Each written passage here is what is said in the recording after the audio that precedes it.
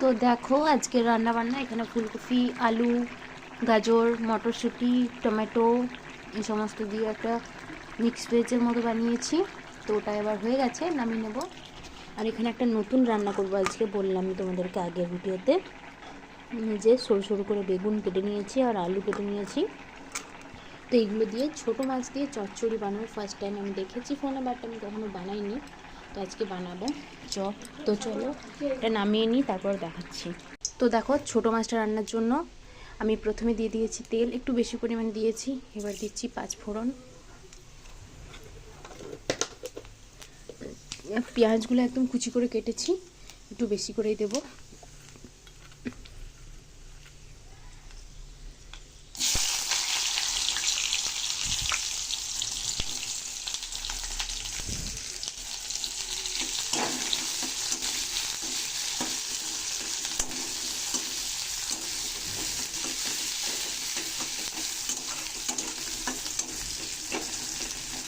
তো এই রান্নাটা আমি দেখেছি, মানে এই বেগুন সরু সরু করে কেটে, আলু কেটে আর পেঁয়াজ দিয়ে রান্না করতে, বাট আমি একটু নিজের প্রসেসটা চেঞ্জ করেছি। মানে ওখানে দেখেছি যে ছোটো মাছ আর ওই সমস্ত আলু, বেগুন, পেঁয়াজ সমস্ত মাখিয়ে নিয়ে, নুন হলুদ মাখিয়ে নিয়ে একবারে ডাইরেক্ট কড়াইতে দিয়ে দেওয়া হয়, মাছ না ভেজে। বাট আমি মাছটাকে আগে ভেজে নিয়েছি, আর এবার সমস্ত কিছু কাঁচা দিইনি। এবার এটা একটু মশলার মতো কষিয়ে নেব, বাট জানি না কেমন হবে, সম্পূর্ণটাই প্রথমবার। একটুখানি আদা রসুন বাটা দিয়ে দিলাম, তার সঙ্গে কাঁচা লঙ্কা বাটাও আছে।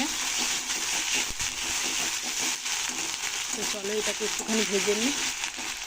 তো মাছ ভাজাতে তো নুন দেওয়া আছে, এবার এখানটায় পরিমাণ মতো আমি নুনটা দিয়ে দেবো, মশলা লাগবে না। আর একটুখানি হলুদ দিয়ে দেবো সামান্য, মশলা লাগবে না। একটু নাড়িয়ে নেবো। এবার আমি এর মধ্যে এগুলো দিয়ে ভাজা ভাজা করে নেব। এবার যাবে একটুখানি জিরে ধনের গুঁড়ো, দেবো হচ্ছে লঙ্কার গুঁড়ো। 1 কিলো সব ঢেলে দিলাম, কারণ শেষ হয়ে যাচ্ছে। চলো নাড়িয়ে নিই একটুখানি। এরপরের মধ্যে একটুখানি টমেটো দিয়ে দেবো। তো ভাজা ভাজা হয়ে এসছে কষানো, তো এখন একটুখানি সর্ষে বাটা দিয়ে দেবো, তবে এটাকে নাড়িয়ে নেব। তো হয়ে গেছে, এখন এর মধ্যে দিয়ে দেবো আমি পরিমাণ মতো জল। তো এটা একটুখানি ফুটে যাক, সেদ্ধ হয়ে যাক, তারপর মাছগুলো দিয়ে দেবো। তো ঢাকা দিয়ে দিলাম। তো দেখো এখানে 2 রকমের মাছ আলাদা করে নিয়েছি, এগুলো আমি এখন ওখানে দিয়ে দেবো। তো এখন এর মধ্যে মাছগুলো দিয়ে দেবো। তো ব্যাস।